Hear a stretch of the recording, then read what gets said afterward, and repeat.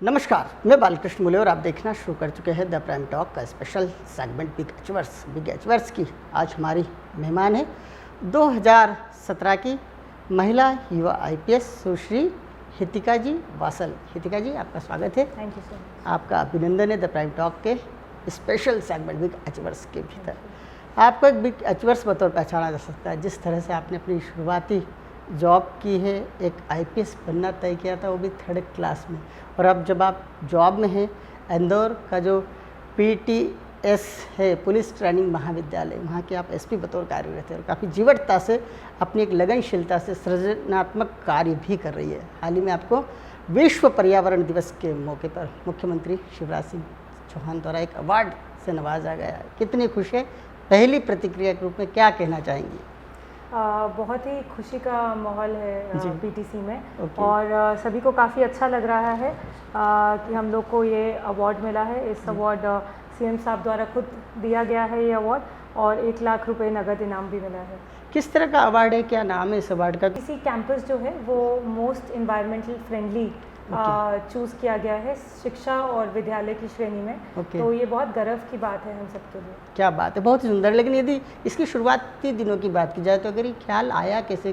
क्या देवी अहिल्या की नगरी स्वच्छता के सिरमौर बनी हुई लगातार 5 बार से, यहाँ से आपके दिमाग में कोई बात आई कि हमारा इंस्टीट्यूट भी है स्वच्छता, सुंदरता, एनवायरनमेंट के रूप से, पर्यावरण की दृष्टि से बिल्कुल सही मापदंडों में खड़ा रहे, अवार्ड पा जाए? ये एक्चुअली शुरुआत मेरे द्वारा नहीं की गई है। सच बात यह है कि जितने भी पुराने एसपीज़ रहे हैं, जितने भी पुराना स्टाफ रहा है, सभी ने बहुत मेहनत की है हमेशा पीटीसी में। और पीटीसी का कभी भी कोई कैंपस देखता है तो वो एक बहुत ही ग्रीन कैंपस है। बिल्कुल सही। मोर देन 80,000 प्लांट्स यहाँ पर हैं, और काफ़ी रेयर प्लांट्स भी यहाँ पर। Rare means? रेयर मतलब जो आजकल इंडेंजर्ड हो गए हैं, इंडियन स्पीशीज़, जो कि आजकल हमें हर जगह नहीं मिलती है। वैसे प्लांट्स भी हम लोगों के यहाँ पर पाए जाते हैं, और काफ़ी मात्रा में प्लांट्स हैं।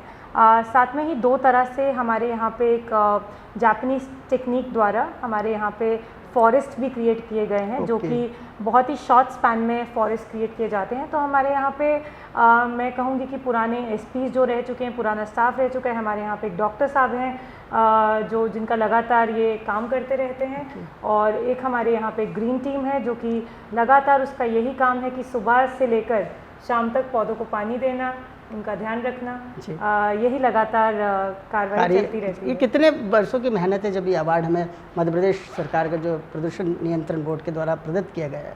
ये ग्रीनरी की अगर हम बात करते हैं तो पीटीसी की जो ग्रीनरी है वो बहुत पुरानी है, परंतु अब वो लगातार उसमें हम लोग इजाफा करते जा रहे हैं, बढ़ावा देते जा रहे हैं, क्योंकि जो ग्रीनरी का पॉजिटिविटी मिल रही है वो भी हम सब एहसास कर पा रहे हैं।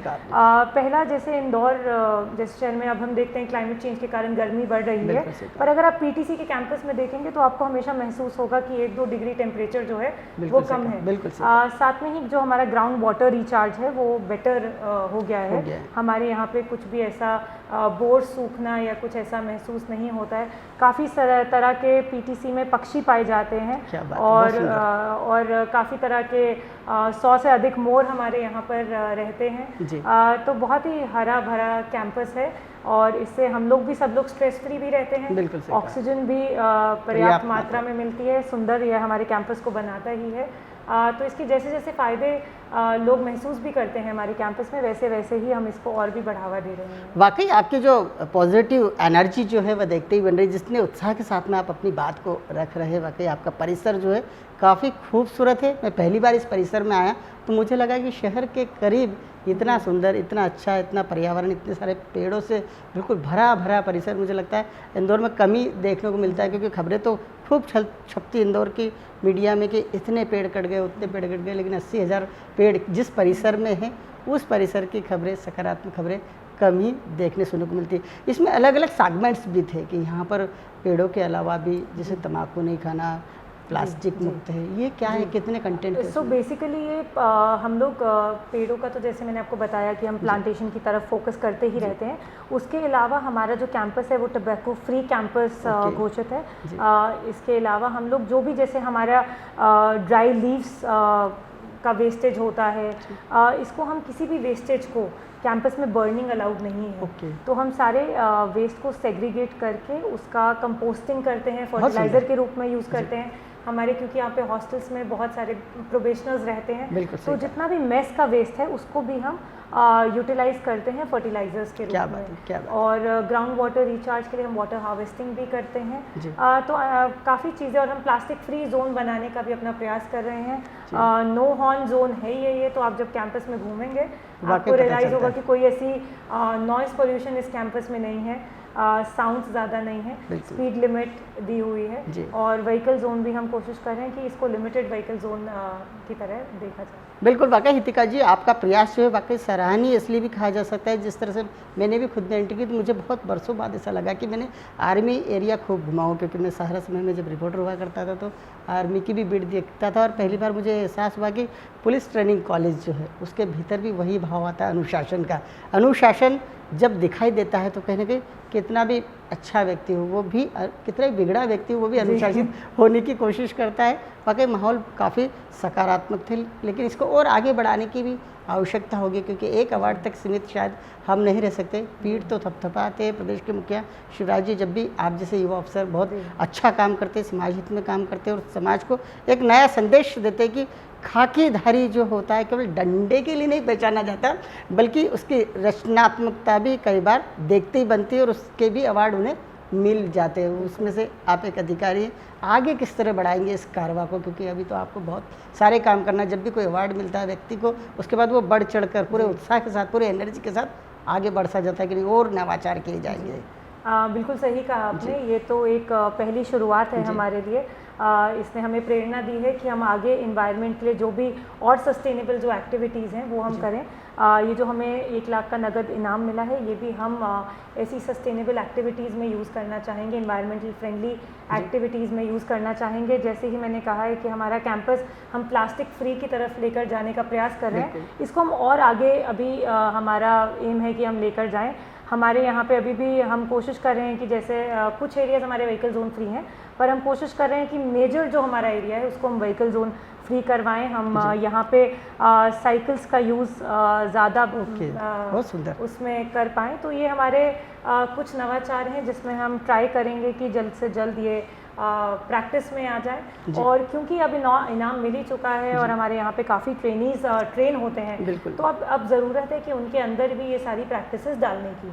और कल जब हम अवार्ड लेने जा रहे थे तो सीएम साहब ने कहा था कि सब लोग कोशिश करें कि वो अपने जन्मदिन में एक पेड़ जरूर करें। तो हमने ये सोचा है कि हमारे यहाँ पे तो 1500 प्रोबेशनर्स रहते हैं, अगर हम हर साल 1500 प्रोबेशनर्स से उनके जन्मदिन पे एक प्लांट और उन्हीं को बता देते हैं कि आपका बेबी है और आपको इसका ध्यान रखना है, तो वो और अच्छी हमारी यहाँ पे प्लांटेशन हो पाएगी। बिल्कुल कहा आपने, बिल्कुल सही कहा कि जिस तरह से आपके यहाँ काम हो सकता है, मुझे लगता है और कोई संस्थान इस तरह का काम कर नहीं सकता। जिस तरह सीएम साहब प्रतिदिन जहाँ से गुजरते हैं वहाँ एक पेड़ जरूर लगाते हैं। उसी अभियान को उन्होंने आगे बढ़ाया और इस अभियान को बढ़ाने के लिए कहीं ना कहीं सही जगह उन्होंने बेल बजाया है कि अगर आपका जो कॉलेज है यहाँ पर 1500 प्रोफेशनल्स रहते हैं, मुझे लगता है हर दिन 5 लोगों का जो है या तो किसी के बच्चे का बर्थडे होता होगा या तो किसी प्रोफेशनल जो अफसर बनने वाले अधिकारी उनका बर्थडे रहता होगा। तो शुरुआत कब से करने जा रहे हैं?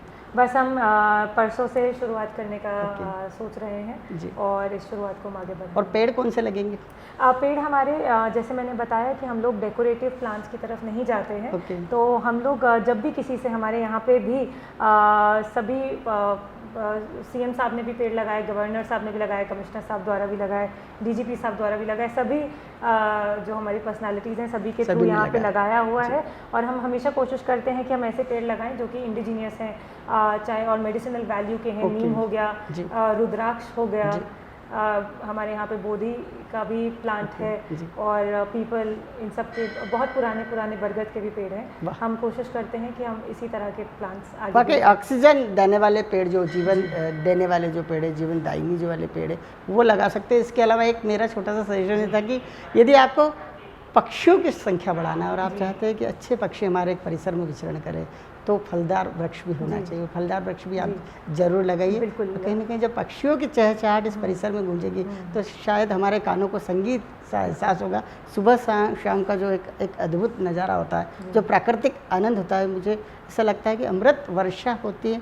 और कई बार लोग कहते हैं कि जिस तरह से पक्षियों का कोई अस्पताल नहीं होता, वो यही कारण है कि वो पेड़ों पर होते हैं, पर्यावरण के करीब होते हैं, शुद्ध ऑक्सीजन लेते हैं और सुबह जल्दी उठ जाते हैं। अब आपके गोल के बारे में जानना चाहेंगे, आप कितनी अभिभूत इस अवार्ड को लेने के बाद?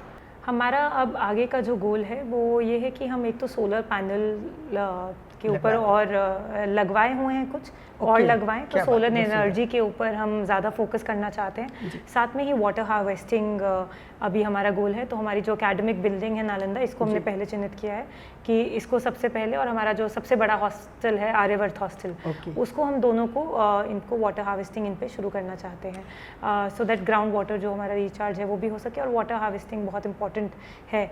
इसके अलावा सबसे ज़्यादा इंपॉर्टेंट ये रहता है कि हम ये चीज़ें तो करते रहें, परंतु साथ में जो हमारे यहाँ पर ट्रेनीज़ हैं उनको हम लोग एजुकेट कर पाएँ, उनको अवेयर कर पाएँ, सो दैट अगर हम यहाँ से 1500 लोग जो हैं उनको अवेयर करके छोड़ते हैं बाहर और वो जाते हैं बाहर, तो वो आगे भी ये प्रैक्टिसेस को कंटिन्यू कर पाएंगे। तो ये जो प्रैक्टिसेस हैं ये पीटीसी के अंदर ही सीमित नहीं रह जाएंगी, परंतु बाहर भी जा पाएंगी, और ये लोग आगे अलग अलग ज़िलों में जाएंगे। तो हम लोग ये आशा करेंगे कि ये बेस्ट एनवायरमेंटल प्रैक्टिसेस जो हैं आगे अपने साथ ज़िलों में भी लेकर जाएं और कंटिन्यू रखें। बिल्कुल सही कहा आपने। यदि ट्रेनिंग अच्छा होता है किसी भी व्यक्ति का, किसी भी इंस्टीट्यूट का ट्रेनिंग अच्छा होता है, उसका सेशन अच्छा होता है, और किताबी ज्ञान के अलावा यदि प्रैक्टिकली ज्ञान में उन्हें मिले और लगातार वो देखें कि उसके कितने फ़ायदे, तो मुझे ऐसा लगता है कि कई बार अफसर जहाँ भी ज्वाइन करते हैं वहाँ का वातावरण भी कहीं ना कहीं इसी तरह का पर्यावरण युक्त, वाटर हार्वेस्टिंग, सोलर पैनल्स और जितना भी आप करने जा रहे हैं जल संवर्धन की दिशा में काम, वो सब भी करते दिखाई देते हैं। और पूरे प्रदेश का माहौल जो है आप जैसे अफसर जो है बदल सकते हैं, सकारात्मकता भी ला सकते हैं। आपसे इसी तरह से चर्चा होती रहेगी। 1 लाख का अवार्ड मिला है, मुझे लगता है जब प्रशस्ति पत्र के साथ एक राशि भी आती है तो उसी राशि से और राशि जोड़कर नए नए नवाचार किए जा सकते हैं। मैडम नितिका, आपने हमसे चर्चा की, हृदय से चर्चा की, आपको बहुत बहुत धन्यवाद। और प्राइम टॉक की ओर से आपको बहुत सारी अवार्ड मिलने पर शुभकामनाएं। Thank you so much. नमस्कार। नमस्कार।